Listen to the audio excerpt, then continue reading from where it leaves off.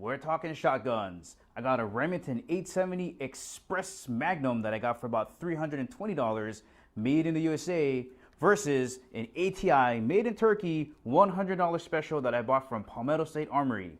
Both of these are 12 gauge shotguns. Let's shoot them up.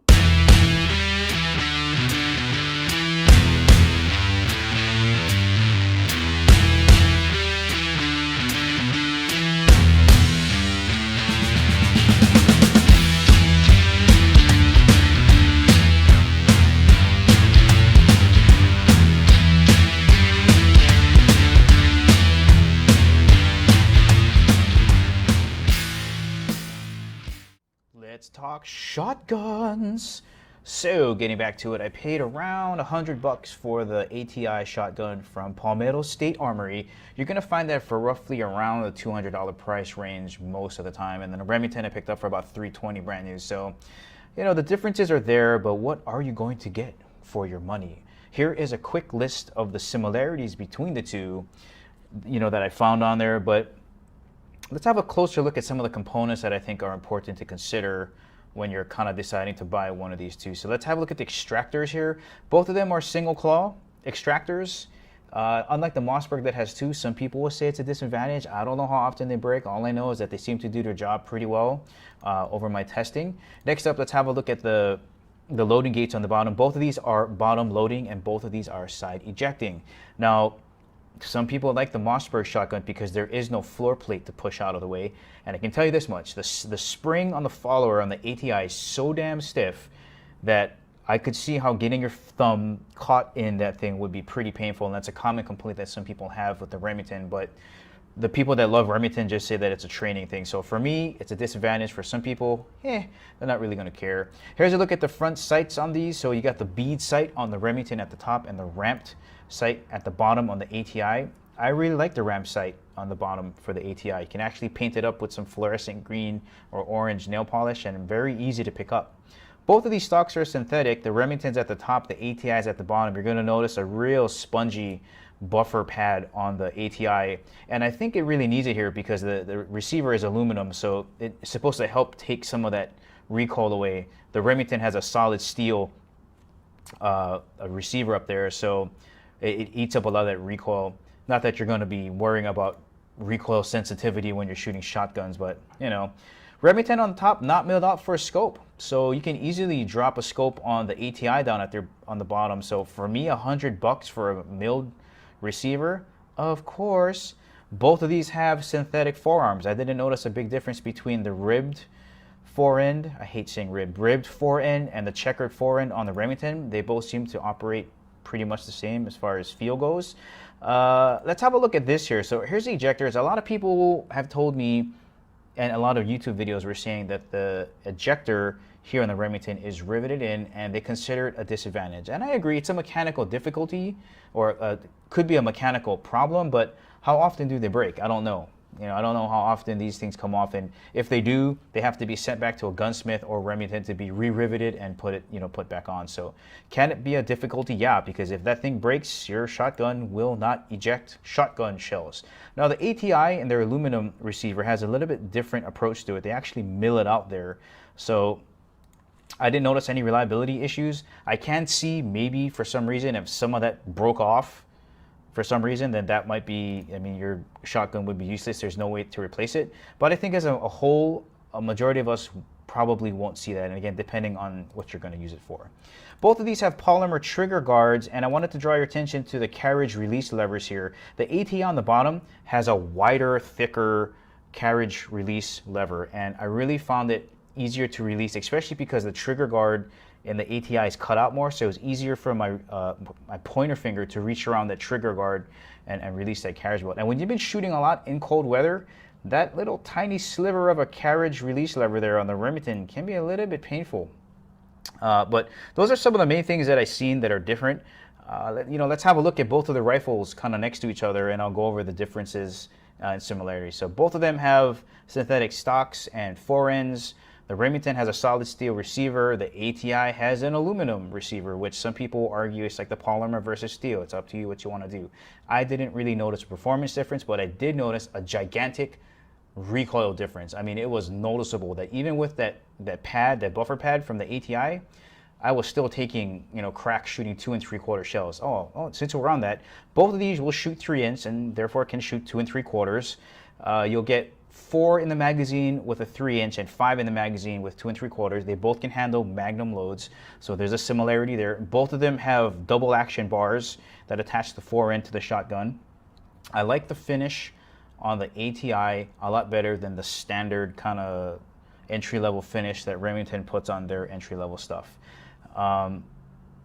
But I can see how if the finish on the ATI scratches that aluminum receiver, depending on where you live, might get a little bit rusty, depending on what you're going to do with it. But, it's lighter. So there's another conversation on itself. We're going to see a little bit later on that the Remington shotgun is a little bit heavier because of that steel receiver. But you got to kind of decide what you're going to use it for. If it's just going to sit there at home, then the Remington might be fine. But if you're going to be carrying it across jungles or deserts, you may want to consider the ATI as a way, because it does save on overall weight. The actions on both of these, nothing spectacular. They weren't very smooth. When I pressed the lever, the carriage release lever, they both didn't naturally fall down. And I know you can do work on it to make it fall that way, but out of the box, both of them were a little bit rough. I really like the milling on the ATI, because I just like the ability to attach optics, because I'm not a very good iron sight shooter, so that's kind of nice to have. Here's a picture of the lift gate on the Remington, and look how easy my thumb just goes in there. It was just press it, get it out of the way. And again, it's a training thing. Some people hate it. They prefer the Mossberg that doesn't have that floor plate to press out of the way. But very easy. Now, kind of what I want to show you here is I want to get it around and show you again another shot of the riveting in here. So there's 2 rivets that hold it in. There's one there and one back there that hold the ejector in. I'm going to turn this around so you can kind of see kind of what it looks like on the other side. You got to kind of tilt it around to see it in the light, because they do a really good job at riveting in there. So you can see the 2 dots, one here and one here. Those things are going to have to be popped out and replaced. So again, the argument's going to rage, well, which one is better? Is it more reliable? Is it a pain in the butt? I haven't heard of much ejectors breaking. So to each his own on that one. Now here's the floor plate on the ATI, and look at how stiff this thing is. I mean, again, you got to think of it, if you're going to use it for home defense, not a big deal. It'll be loaded for you. But if you're out there kind of rolling around, it's so stiff. It is ridiculously stiff. And you might even get your glove caught in there. And then what I'm pointing out here is just, how it's the ejector is milled into the actual receiver itself. And again, if it breaks off, shotgun useless, but I don't know if that's ever going to happen. I mean, I'll shoot a shotgun maybe once or twice a year. Here's a look at the safeties on both, and I just wanted to point out that they're similar as well. Basically, you push it in and you push it out to fire, and they're both located in the same place. Both the carriage release and the safety are in the same place. So similarities there. If you're looking to save a couple $100 there, not a bad way to go. You can see the Remington 870 Express Magnum. They do just make it Express, but the Magnum is able to fire those Magnum rounds, a little bit heavier load. And then here you can see also the safeties in the exact same spot. You can see how it's the carriage release lever here is so much thicker. It's a lot easier to use there. And you can see the polymer, the cutout on the polymer trigger guard there, really nice. And I guess some checkering on the stock there, but whatever. Here you go. So here's the butt pad, recoil pad on the Remington.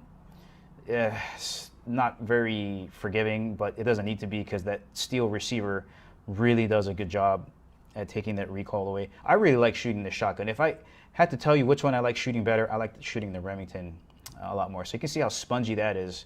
Spongy. Spongiosum? Shame on you for those people who know the spongiosum, and shame. You can't put a spongiosum on a shotgun. There's a look at the checkering and the stock. I like the stock on that. It's kind of fancy looking. It's all tactical. But here you go. Here's your trigger pull results. Remington at just about 5 pounds, the ATI at 8.6. It's a pretty heavy trigger. Here we can see that the Remington is 6.9 pounds overall. And you'll see here that the aluminum receiver is a lot lighter at 5.16 pounds if you want to round that up. So that's all good and dandy. Here are the reliability and the accuracy results. Here's some Winchester birdshot. I think those are 7.5 pellets. So the Remington is up first. Oh man, that was so much fun. And switching over to the ATI next. Let's have a look at what that is there. I think that was maybe about 5 yards away. There's the ATI.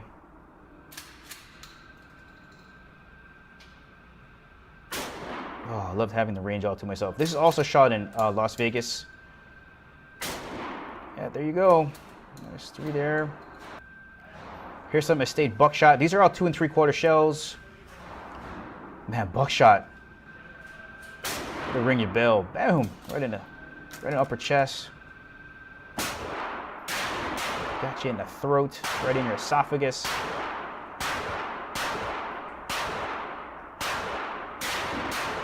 Got that one. And back over to the ATI.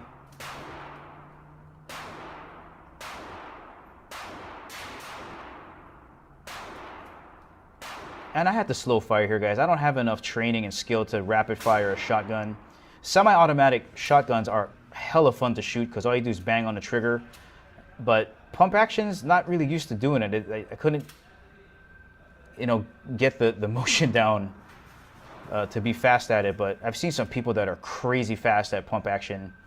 So I mean, the accuracy is there. That's with the double-aught buckshot. And now I got some slugs. Federal slugs, loading up the Remington.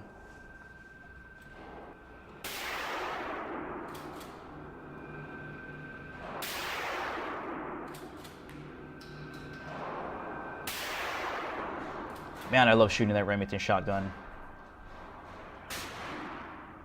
Oh. Man, can you imagine getting shot in the head with a slug at that range? I think your head would explode. It would have to explode, like boom.